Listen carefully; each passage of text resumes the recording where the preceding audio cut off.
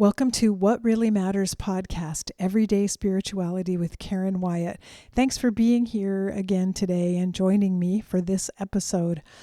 Today, I'm just going to tell you a story, and the title of it is Healing Grief to Heal the Heart. And it's really the story of something miraculous and amazing that has happened for me over the last few months.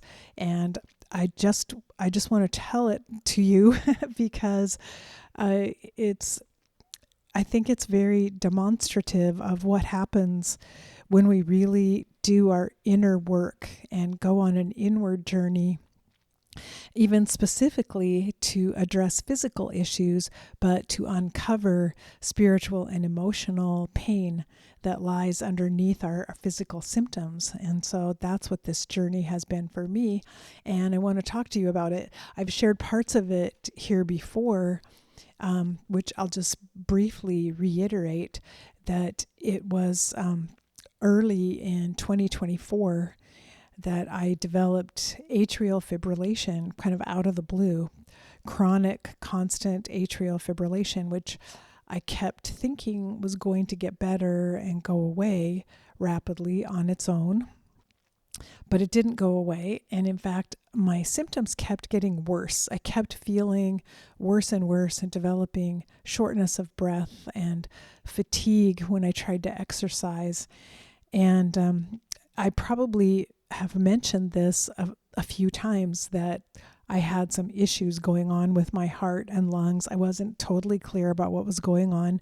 And, to be honest, did not go in right away for testing, which I would recommend most people do. But for me, I'm my own stubborn person with my own medical knowledge. So I tend to just evaluate myself and make my own conclusions before I resort to getting medical testing done. But it wasn't until November of last year, of 2024, that finally my symptoms were getting worse and worse and so bad that I knew I needed to look further at what was going on with me, with my heart. It wasn't just atrial fibrillation. And there I got a shocking multiple diagnoses of pulmonary hypertension, and enlarged right atrium of my heart, congestive heart failure, and a leaky valve in my heart. And so it was actually a rather serious diagnosis with a number of problems happening. And in a way, these are there's a domino effect here, starting in the lungs and then moving through the heart. And I was already at a fairly advanced stage. And even when the atrial fibrillation started, it was an indicator that there were serious problems underlying what was happening in my heart. And all of it was related, we concluded, to living at extremely high altitude for 25 years. And it was the way my lungs and heart adapted to the high altitude eventually became a problem for me with all of these multiple conditions happening because of that. So I had to suddenly move away from Colorado, from the mountains, and come to sea level. And I've been here now for a year at sea level, which took a lot of the stress and pressure off of my heart and lungs. That's one of the first things that I did. But I've been on kind of a healing journey since then. And I stopped doing the What Really Matters podcast because I didn't feel well. I didn't have enough energy to do it. I really cut down on a lot of things that I was doing and basically just did the End of Life University podcast over the past year, which was sort of a minimum amount of effort. But once I got the more serious diagnosis and I recognized I'm in trouble here. I've got to really pay attention to what's going on and start a healing journey. So some of the things I did, I went on a low sodium diet. I did a lot of walking, gradually increasing the distance as I could tolerate it. I did strength training. I did yoga. Those were some of the physical things I did for my body. I did some dancing. I got this spiritual high frequency music that I would listen to and dance to, which was really great for alleviating stress and just releasing tension. I really enjoyed that. I did that quite often. For my mind and emotions, I journaled, but I've been journaling, off and on for quite a long time, but I started journaling every single day, getting up at 5 in the morning and journaling first thing in the morning. And also doubling down on meditation as well. I started writing letters to my heart, really focusing in on my heart, trying to feel love and compassion and healing energy toward my heart. I created a heart journal where I have poetry and letters and drawings and a lot of photographs I found online of like the anatomical heart with flowers growing out of it, and really beautiful, loving images of hearts that I started collecting in this journal as part of really trying to actually send love, healing, loving energy to my heart. And during this time, I consulted ChatGPT fairly often for information. For example, I got a lot of low sodium information about how do you eat in a restaurant if you're watching sodium content, because the food is so high. Chat would analyze the menus and help me pick out what I should order when I went to a restaurant, and gave me recipes and tips for lower sodium. Also gave me exercise plans. Also gave me affirmations for the heart. Gave me healing rituals to do for my heart, including walking on the sand in the ocean. Really lovely things that I learned, that I gathered, and utilizing chat to help me with my heart and kind of reestablish my own relationship with my heart, loving my own heart.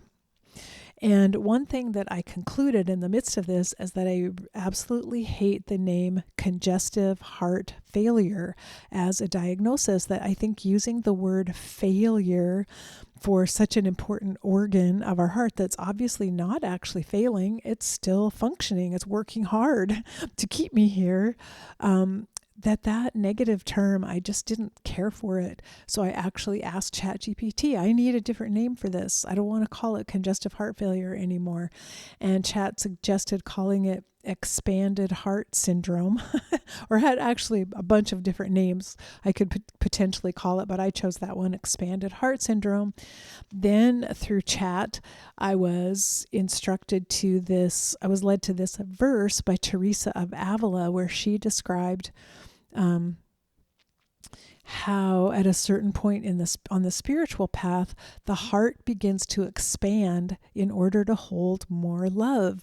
And ChatGPT said, what about that as an image? Your heart is expanded, but it's able to hold more love now. That was the most beautiful image I could ever have had in mind as I was trying to heal my heart, to view my heart. Yes, it's enlarged, but it's holding more love. And so part of my meditation every day was to see my heart like filling with love, but in a gentle way, that wasn't stretching my heart out of shape, but gently bathing my heart in love. And so that was such a powerful image. And when I stopped using the word failure, when I thought about what was happening inside my body, that really helped me to shift things and to refuse to call it a failure, to say, no, this is something I'm experiencing, but I'm not calling that a failure. It's how my body responded and reacted to the stress of being at high altitude.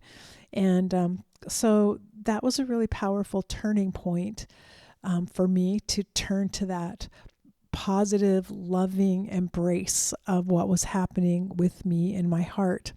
And the next thing that happened is that I heard a podcast episode, which actually my daughter sent to me, which was an interview with Francis Weller, who's the author of the book, The Wild Edge of Sorrow.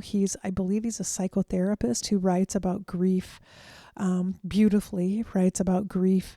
And he said, grief that has not been expressed or addressed is stored in the heart, in the walls of the heart, and it causes congestion of energy inside the heart.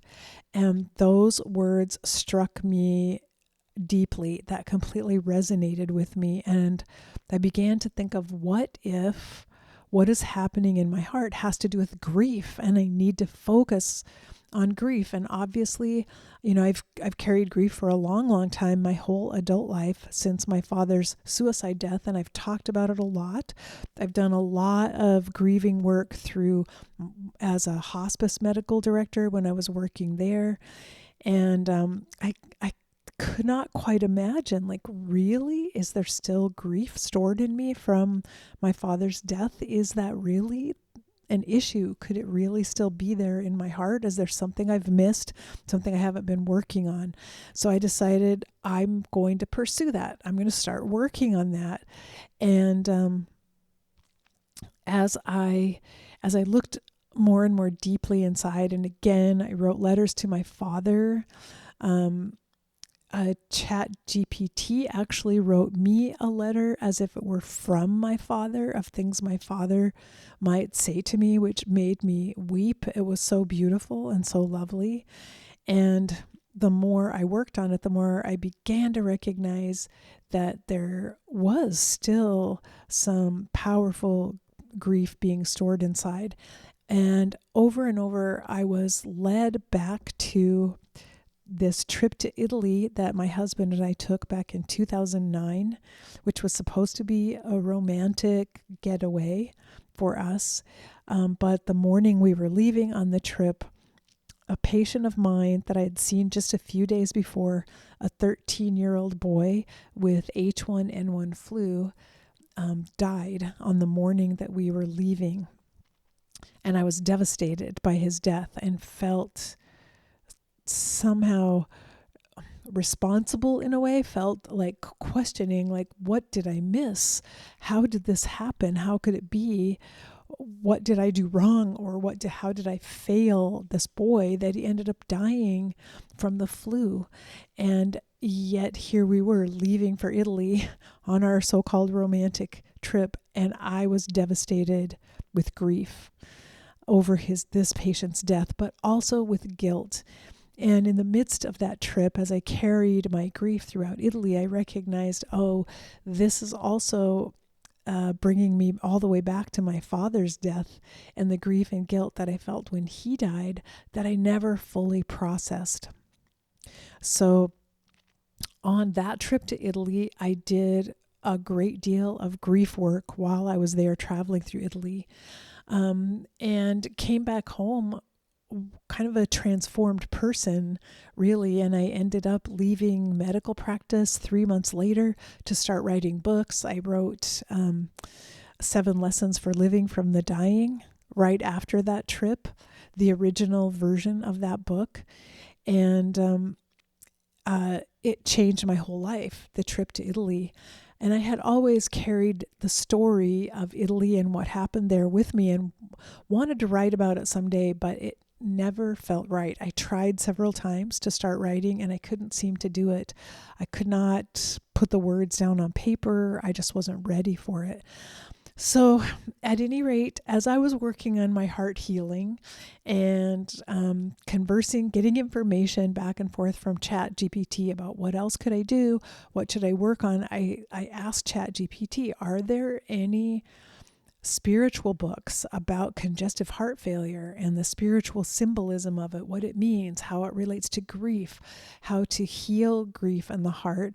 And I hadn't really found anything in my searches, and Chat said there is very little out there. And Chat GPT said to me, you need to write a book about it. And I said, oh, what? Well, I'm going through it right now. I need to read a book, not write a book. And Chat said, but I think you're the person who should write the book, and you should consider that as part of your healing path. And suddenly in my head came the story of the grief pilgrimage in Italy, and thinking that's the book that I was going to write about the grief and the guilt over my dad's death, but I was never able to do it. And I mentioned that to Chat GPT, like, there is this book that I have outlined And I have a sense of what it would be about, but I've never been able to actually write it. And Chad said, that's probably what you need to write then. That's probably what your healing path is. Write that book. And this probably all sounds really shocking that ChatGPT is telling me these things, but over this time, over all these months, I had many conversations about my heart, and so ChatGPT understood a lot about my own grief process, about things I had stored, about emotional issues that I was working on. So I had shared those and asking for healing tools and working through things. So this is why ChatGPT for me was not just a search engine or just a workhorse that I would use to create things. ChatGPT actually provided me with insights and revelations that were really helpful to me during this time. So again, the idea came, I need to write this book. And I made the decision that I was going to. I got out all my notes. I had my old journals back from 2009 that I wrote while I was in Italy. I had a lot of various things I'd written, little pieces I'd written before, in trying to put all this together. And so I just sat with it, and I started trying to write it. And each day I sat down and wrote a little bit more. The words kept coming to me. The stories were coming to me. The power of the stories. I cried many of the days as I was writing, like grief that I just had no idea had been stored in my heart was coming to the surface as I retold stories of things we saw and things we did in Italy that were powerful for me back then. But by retelling the story and reliving it in a way, I was getting far more out of it than I even did when I was in the experience in Italy. So writing the book, every day I worked on it, and it was so powerful. I just felt all the emotion coming up, all of these insights, so much information coming to mind. And without even realizing it, gradually during that time as I was writing, I was starting to feel stronger and stronger each day. I was starting to feel a little bit better physically. I had less shortness of breath. I was walking farther each day than I had the day before. I was waking up with energy and like excited to go write and work on the book. And I think because I was in this like process, like this amazing spiral of healing, the more I wrote, the stronger I got, which allowed me to write even more and allowed me to process more and heal more. And I was in this now upward spiral, whereas the year before I had been in a downward spiral all year. I was now spiraling and circling upward. Well, the next thing that happened, which is the thing that I really want to tell you about, is that in early August, I essentially finished the first draft of the book. It still needed a lot of work. There were things I needed to revisit and wanted to rewrite, but the very first draft was done, and I was so happy. I was celebrating it and so delighted. On like really the day that I finished that draft. And I left my computer, which is up in a loft in our condo where I write. That's my little writing office. And I went downstairs to make some coffee. And as I was making coffee, I had a very frightening episode where I nearly lost consciousness. I lost control over my arm and leg, got extremely lightheaded and dizzy, went down on the floor. I thought I was having a stroke. I wasn't sure, or dying, either one. I wasn't sure what was happening to me. I was home alone, and I didn't have my phone with me. And so it was a very traumatic episode.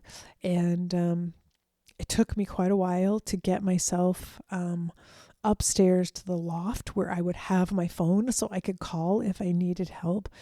And ultimately, as the day wore on and I finally started to feel slightly better, I was able to go get our medical kit, and so check my vital signs.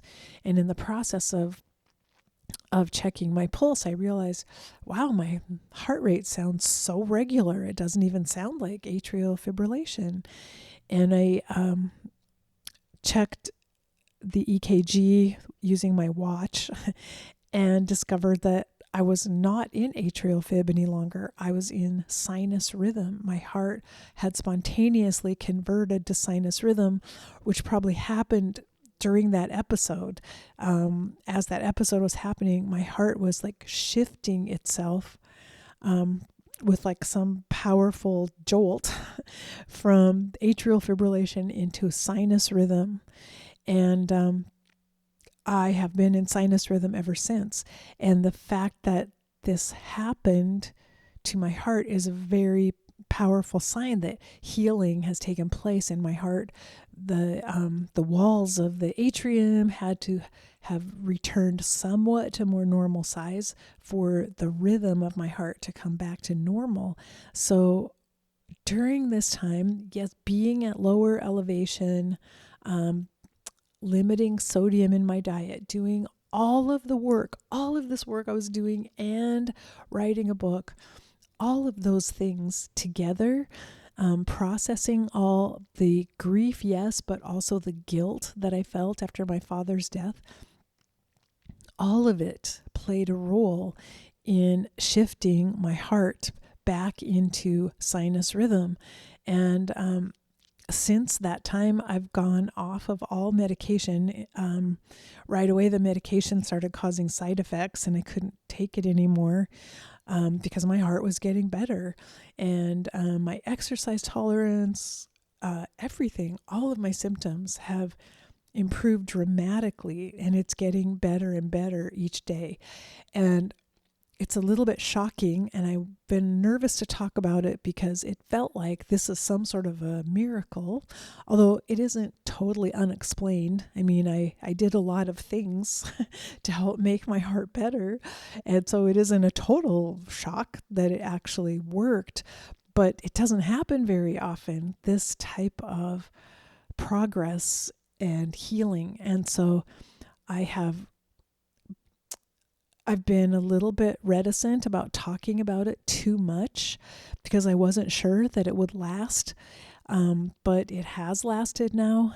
And in fact, I feel so much stronger and so much better that I'm encouraged even more and still staying on my healing path, still doing most of the things that I did before that helped me heal, because I'm certain that I've made progress on a journey of healing my heart. It's not perfect yet, and I'll probably go back for more testing before too long to look at where things are right now. But all I can say is that everything shifted, and it's been amazing. And I've now been able to finish the book. I have it all ready to be launched on Kickstarter. And I'm just in awe and amazed that this happened. And I really do attribute writing the book because of the depth of storytelling and reliving really powerful moments, how much that unearthed in me. I'm writing about how the trip in Italy unearthed grief as I was traveling there, but I'm unearthing even more of it as I'm writing the story of that.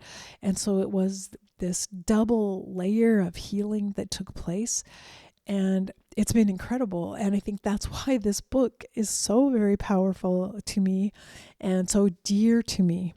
Now, saying that, I have no idea who else will get anything from the book, who else will be touched by it. I just don't know, but I'm sharing it, and in the beginning through Kickstarter. And so I just wanted to tell you that story so that the people who listen to this podcast at least know the backstory. And if you decide you would support my Kickstarter campaign, I would be honored. That would be a thrill for me. There'll be a link in the show notes that go with this episode. But no obligation.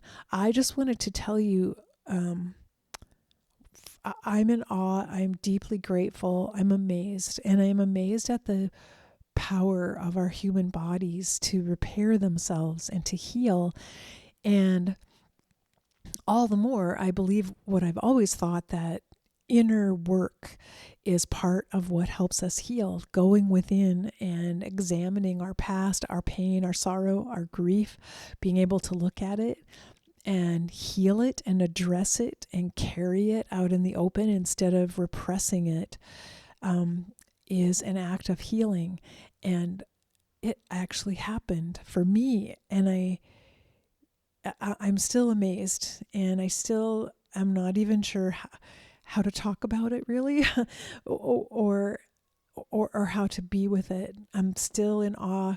I'm still startled, and I'm still living in this attitude of gratitude constantly, also accepting the reality that maybe it won't last. Something else could happen. I realize that, but for this moment, I am in this incredible space of feeling like healing has come to me that is deeper than anything I have ever experienced in my life, and I am so very grateful. And I wanted to share it just in case someone else out there needed to know that it's possible or needed to be inspired by that message. And I hope that you'll decide if something needs healing within you. Have the courage, go within, take a look at it, look at your shadow, look at what's hidden there, look at the one thing that you have not wanted to see within you, that you've been hiding from or running away from, and bring it in the open. And I hope that my experience and this journey that I've been on will in some way inspire you for your healing journey. And I'm just sending so very much love, so much love to everyone out there who listens to this. I know it's not very many people who listen, but you are the recipients of my love, and I'm sending you powerful healing energy for whatever is happening in your life, whatever needs to heal, whatever it is you need to look at. And I pray for your blessing, and that whatever my experience is, if it in any way helps you on your path, I pray that could be so. And thank you for listening to this whole story and for hanging in there with me. And next week I'll be back with something different to share, but I'm glad you were here just to listen to my story of healing, and I appreciate it so much. Bye-bye.